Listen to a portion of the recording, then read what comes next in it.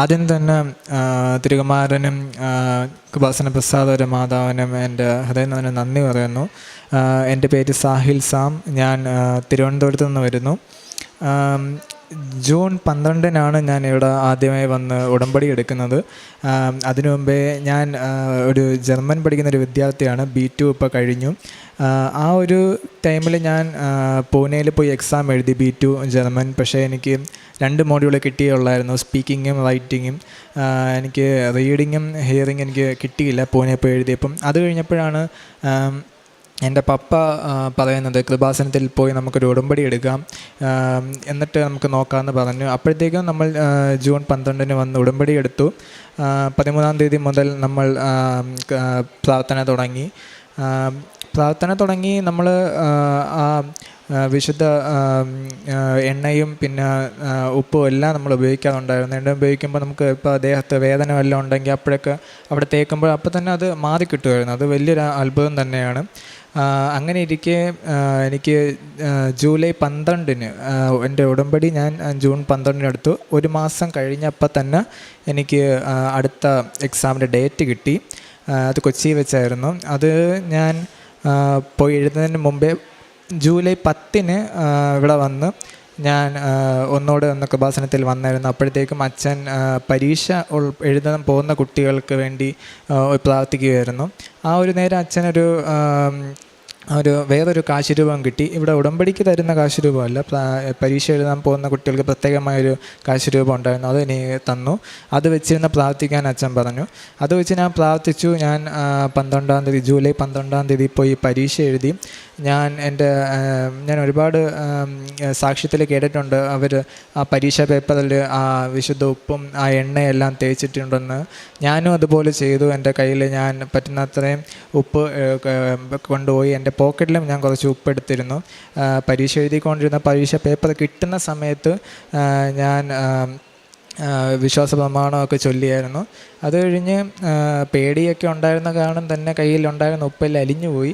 എന്നാലും ഞാൻ പോക്കറ്റിൽ നിന്ന് ആ വിശുദ്ധ ഉപ്പെടുത്ത് ഞാൻ തേച്ചു. ഞാൻ പരീക്ഷ എഴുതി കഴിഞ്ഞു, കൊടുത്തു. അതോടൊപ്പം തന്നെ ഞാനും പപ്പയും ഈ പത്രങ്ങൾ ഒരുപാട് ആശുപത്രികളിൽ പോയി കൊടുക്കുകയും നമുക്കറിയാവുന്ന നമ്മുടെ തന്നെ ബന്ധുക്കളുടെ അടുത്ത് പോയി കൊടുക്കുകയൊക്കെ ചെയ്തിരുന്നു.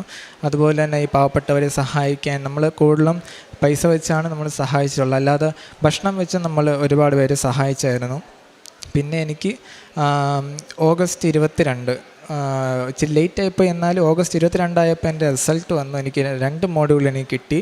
അത് അമ്മയുടെ മാധ്യസ്ഥത്തിൽ വെച്ച് പോയി പരീക്ഷ എഴുതിയോണ്ട് മാത്രമാണ് എനിക്ക് കിട്ടിയത്. കാരണം എനിക്ക് ആ 2 മോഡ്യൂൾസ് എനിക്ക് ഭയങ്കര പാടാണ്. പക്ഷേ എനിക്കത് കിട്ടാൻ കാരണം ഞാൻ അമ്മയുടെ മാധ്യസ്ഥത്തിൽ പോയി എഴുതിയതുകൊണ്ട് മാത്രമാണ്.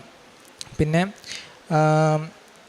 അതുപോലെ തന്നെ ഞാൻ എൻ്റെ എല്ലാ ദിവസവും ബൈബിൾ ഒരുപാട് ഞാൻ വായിക്കാൻ തുടങ്ങി. കാരണം അത് ഒരുപാട് വായിക്കും തോറും അത് ഇൻട്രസ്റ്റിംഗ് ആയി തുടങ്ങി. അതുകൊണ്ട് ഞാൻ എല്ലാ ദിവസവും ബൈബിൾ വായിക്കാറുണ്ട്. അതോടൊപ്പം തന്നെ റിസൾട്ട് വരുന്നതിന് മുമ്പേ ഞാൻ അമ്മയോട് പറഞ്ഞു, ഞാൻ എല്ലാ ദിവസവും 3 മണി ഉച്ചയ്ക്ക് 3 മണിക്ക് ഞാൻ വിശ്വാസ പ്രമാണവും ഞാൻ ചൊല്ലി കാഴ്ച വയ്ക്കാം റിസൾട്ട് വരുന്നവരെ. അതുകൊണ്ട് തന്നെ ആയിരിക്കാം ഞാൻ ഈ ഒരു പരീക്ഷ പാസ്സാവാൻ കാരണം. സ്നേഹം നിറഞ്ഞവരെ, ഷാഹിൽ സാം എന്ന സഹോദരനാണ് തൻ്റെ ഉടമ്പടി ജീവിത സാക്ഷ്യം നമ്മളോട് പങ്കുവച്ചത്. നമുക്കറിയാം, ഉടമ്പടിയിൽ ഒരു വ്യക്തി കടന്നു വരുമ്പോൾ ആ വ്യക്തിയുടെ പ്രാർത്ഥനാ ജീവിതത്തിന് ആകെ നവീകരണം സംഭവിക്കുകയാണ്. നമ്മൾ ഇതിനു മുമ്പ് എത്രത്തോളം പ്രാർത്ഥിച്ചിരുന്നു എന്നുള്ളതല്ല, ഉടമ്പടിയിലേക്ക് കടന്നു വരുമ്പോൾ ഭൗതികമായിട്ടുള്ള നേട്ടങ്ങൾ നമ്മുടെ ജീവിതത്തിൽ സംഭവിക്കുവാനായിട്ട് തുടങ്ങുമ്പോൾ നമ്മൾ അറിയാതെ തന്നെ നമ്മുടെ പ്രാർത്ഥനാ ജീവിതത്തിന് അത് ഒരു മുതൽക്കൂട്ടാവുകയും നമ്മുടെ പ്രാർത്ഥനാ ജീവിതം വളർന്നു വരികയും ചെയ്യുന്നതായിട്ട് നമുക്ക് കാണുവാനായിട്ട് സാധിക്കും. യോഹന്നാൻ്റെ സുവിശേഷം 11-ാം അധ്യായത്തിൻ്റെ 40 നമ്മളിങ്ങനെ വായിക്കുന്നുണ്ട്, വിശ്വസിച്ചാൽ നീ ദൈവമഹത്വം കാണും. അപ്പോൾ ദൈവമഹത്വം കാണണമെങ്കിൽ ആദ്യമായിട്ട് നമ്മളുടെ ജീവിതത്തിലേക്ക് ഉണ്ടാകേണ്ട ഒരു ക്വാളിറ്റി എന്ന് പറയുന്നത് അത് ഒരു ഫെയ്ത്ത് എക്സ്പീരിയൻസ് ആണ്. ഫെയ്ത്ത് ലെവലിൽ നമ്മളെ തന്നെ വളർത്തിയെടുക്കുമ്പോഴാണ് നമ്മളുടെ ജീവിതത്തിൽ ദൈവത്തിൻ്റെ മഹത്വം കാണുവാനായിട്ട് അത് ഇടയാക്കുന്നത്. അതുകൊണ്ട് തന്നെ ഈ സഹോദരൻ നമ്മളോട് പറഞ്ഞു 3 മണിക്ക് വിശ്വാസ പ്രമാണം ചൊല്ലി പ്രാർത്ഥിച്ച് അത് കാഴ്ചവെച്ചു എന്ന്. അപ്പോൾ അങ്ങനെ പറയുമ്പോൾ ഒരു 19 വയസ്സുള്ള അല്ലെങ്കിൽ 20 വയസ്സുള്ള ഒരു സഹോദരൻ നമ്മുടെ മുൻപിൽ നമ്മൾ അങ്ങനെ പറയുമ്പോൾ നമ്മൾ ചിന്തിക്കണം, അവൻ്റെ പ്രായത്തിൽ അവൻ ഈ വിശ്വാസം ലഭിച്ചുവെങ്കിൽ അത് ഉടമ്പടി പ്രാർത്ഥനയിൽ അവൻ്റെ ജീവിതം അവൻ സമർപ്പിച്ചപ്പോൾ പരിശുദ്ധ അമ്മയിൽ നിന്ന് ലഭിച്ച ഒരു വലിയ കൃപയാണ്. അതുകൊണ്ട് തന്നെ യുവാക്കളായിട്ടുള്ള സഹോദരീ സഹോദരന്മാർ, യുവതി യുവാക്കൾ ഈ സാക്ഷ്യം കാണുമ്പോൾ നമ്മളുടെ ഉടമ്പടി ജീവിതത്തെയും നമ്മുടെ പ്രാർത്ഥനാ ജീവിതത്തെയും ഒന്ന് പരിശോധിക്കുവാനായിട്ടും അതിനെ നവീകരിക്കുവാനുമായിട്ടും ഇടയാവട്ടെ എന്ന് പ്രാർത്ഥിക്കുകയാണ്. ഈ സഹോദരനോട് ചേർന്നുകൊണ്ട് ഇവൻ്റെ ജീവിതത്തിൽ പരിശുദ്ധ അമ്മ ചൊരിഞ്ഞ എല്ലാ അനുഗ്രഹങ്ങൾക്കും കൃപകൾക്കും നമുക്ക് ഇരു കരങ്ങളും അടിച്ച് ദൈവനാമത്തെ മഹത്വപ്പെടുത്താം. അത്യപൂർവ ദൈവാനുഭവങ്ങൾ ഇനി നിങ്ങൾക്കും സ്വന്തം. ഈ യൂട്യൂബ് ചാനൽ ഇതുവരെ സബ്സ്ക്രൈബ് ചെയ്തിട്ടില്ലെങ്കിൽ ഇപ്പോൾ തന്നെ സബ്സ്ക്രൈബ് ചെയ്യുക.